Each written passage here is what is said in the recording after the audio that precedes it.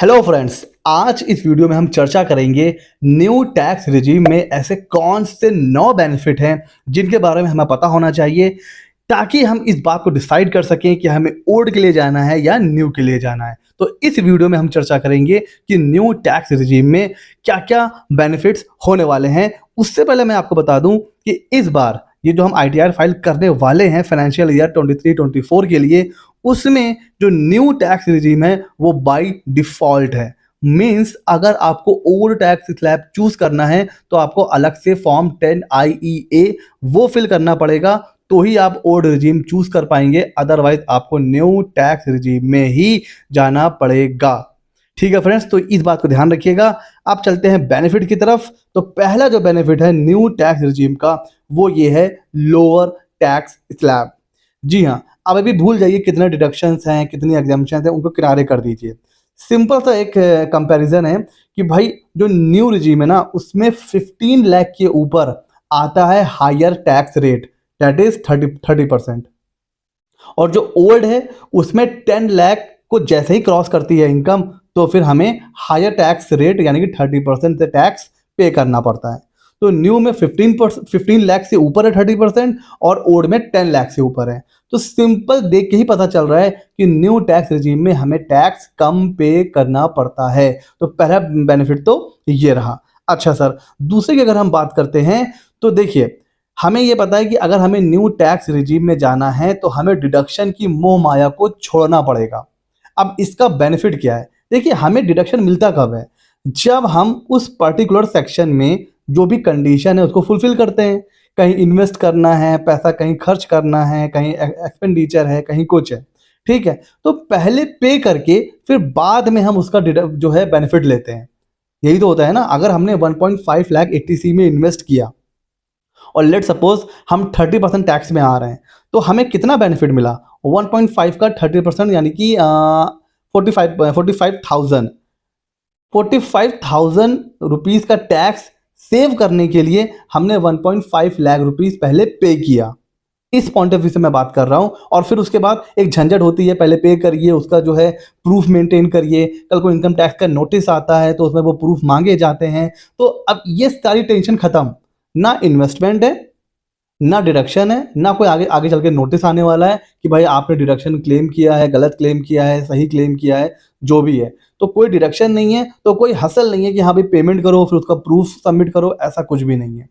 कुछ लोग, हाँ, जिसको एक्चुअल में इन्वेस्टमेंट से बेनिफिट है उनके लिए तो अलग बात है, लेकिन बट कुछ लोग क्या करते हैं, सिर्फ टैक्स को ना सेव करने के लिए इन्वेस्टमेंट करते हैं। इन्वेस्टमेंट से बेनिफिट उनका जो है मोटिव नहीं होता है, उनका मोटिव होता है कि टैक्स बचाना है। तो उनके लिए आप सोचिए कि आपने 1.5 लाख रुपए पे किया और बेनिफिट कितना लिया? 45,000। क्या फायदा हुआ? पहले पे कर रहे हैं, बाद में फिर बेनिफिट मिल रहा है। बेनिफिट भी पूरा 100% का नहीं मिल रहा है, जितना टैक्स का अमाउंट है उतना ही मिल रहा है ना। तो ये सारी टेंशन खत्म हो जाएगी। न्यू में इतना दिमाग लगाना ही नहीं है, कहाँ इन्वेस्ट करना है, कहाँ नहीं करना है। सिंपली भैया कोई डिडक्शन नहीं है तो कोई टेंशन भी नहीं है। अगला जो बेनिफिट है वो ये है कि जो सरचार्ज है ना, वो जो मैक्सिमम है, जब 5 करोड़ से आपकी इनकम, टोटल इनकम जब क्रॉस कर जाती है तो टैक्स तो पे करना ही पड़ता है। टैक्स से अलावा हमें सरचार्ज भी पे करना पड़ता है। जो ओल्ड में कितना था? 37%। न्यू में वो कम होके 25% हो जाता है। और अगर आप 5 करोड़ से ऊपर आपकी इनकम है तो 12% की जो सेविंग होती है वो अच्छी खासी होती है ना। तो एक ये बेनिफिट हो गया, सरचार्ज जो है वो 25% है एज कंपेयर टू 37%। अच्छा, अगला जो बेनिफिट है उसकी बात करें तो बेसिक एग्जाम्पशन जो लिमिट है वो ओल्ड में आज भी 2.5 लाख है, जो कई सालों से चलती आ रही है। बट न्यू टैक्स रिजीम में जो बेसिक एग्जाम्पशन लिमिट है वही 3 लाख है।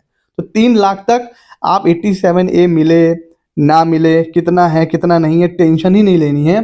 3 लाख के नीचे मीन्स आपकी जो इनकम है वो भैया बिल्कुल ही एग्जेम्प्ट है। तो एक ये बेनिफिट है।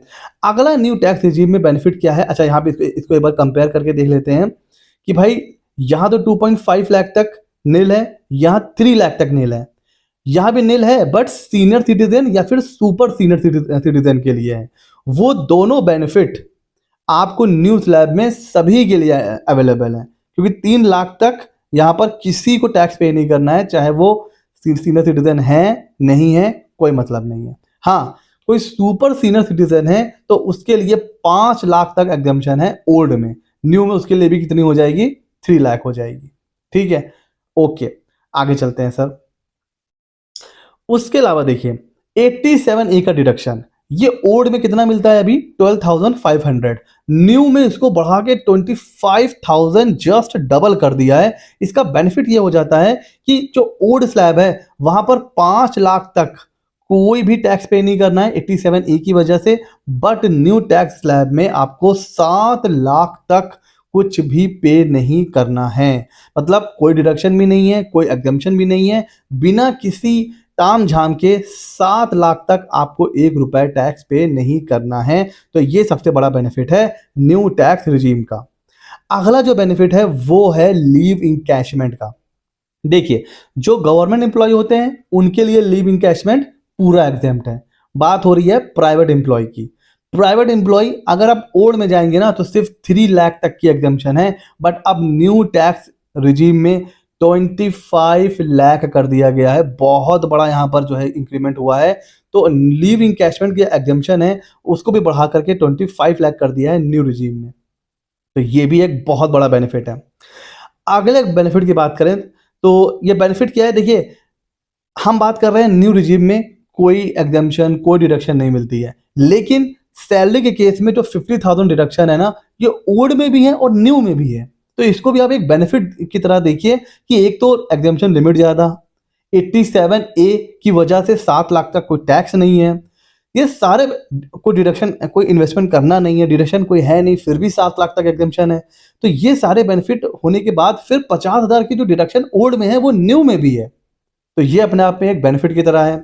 उसके अलावा मार्जिनल रिलीफ, देखिए होता क्या है ओल्ड स्लैब में अगर आपका जो इनकम है 5 लाख तक एग्जेम्प्ट है, लेकिन जैसे ही 5 लाख 1 रुपए होता है तो फिर आपको पूरा 2.5 लाख से कैलकुलेट करना पड़ता है और पूरे पर टैक्स लगता है। यही होता है ना, बट न्यू में ऐसा नहीं है। अगर आपकी इनकम 7,10,000 है तो पूरे 7,10,000 पे टैक्स नहीं लगेगा, मार्जिनल रिलीफ मिल जाएगी। इसको अगर और डिटेल में समझना है तो इसके ऊपर मैंने एक डेडिकेटेड वीडियो बना रखा है, लिंक मैं डिस्क्रिप्शन में डाल दूंगा। मार्जिनल रिलीफ के ऊपर एक पूरा वीडियो है, वो आप देख सकते हैं।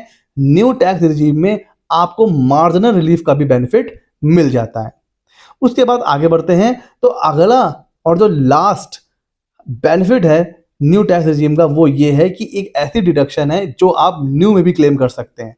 वैसे तो हमने ये देखा है कि भाई कोई डिडक्शन नहीं है, कोई एग्जाम्पशन नहीं है, लेकिन फिर भी अगर आप अग्निवीर कॉर्पस फंड में इन्वेस्ट करते हैं, पैसा देते हैं, तो आपको 80 CCH2 में डिडक्शन मिल जाता है न्यू स्लैब में। अब आप देखो 7 लाख तक वैसे ही टैक्स पे नहीं करना है, 50,000 स्टैंडर्ड डिडक्शन ले लो, फिर भी अगर कुछ लग रहा है तो अग्निवीर कॉर्पस फंड में भी इन्वेस्ट करके आप यहाँ पर डिडक्शन क्लेम कर सकते हैं। तो ये वो 9 बेनिफिट हैं जिसको हमें कंसीडर करना है जब हम ये चूज करेंगे कि हमें न्यू स्लैब के लिए जाना है कि ओल्ड के लिए जाना है। अच्छा एक क्वेश्चन और आ रहा था, उसको भी एड्रेस कर लेते हैं कि सर हमने ना अपने एम्प्लॉयर को बता रखा है कि हम ओल्ड में हैं, ये हमने वहां बता रखा है हम न्यू में हैं, तो क्या हम ITR फिल करते वक्त उसको चेंज कर सकते हैं? बिल्कुल, आप ITR फिल करने से पहले पहले ये चूज कर सकते हैं कि आपको न्यू स्लैब में जाना है या ओल्ड स्लैब में जाना है। पहले भले ही आपने अपने एम्प्लॉयर को कुछ भी बताया हुआ है, उससे कोई फर्क नहीं पड़ेगा। कैसा लगा ये वीडियो हमें जरूर बताइएगा। ऐसे ही मजेदार और इंटरेस्टिंग वीडियोस के लिए CA Mitra 24 को सब्सक्राइब कर लीजिए। मिलते हैं अगले नॉलेजेबल वीडियो में।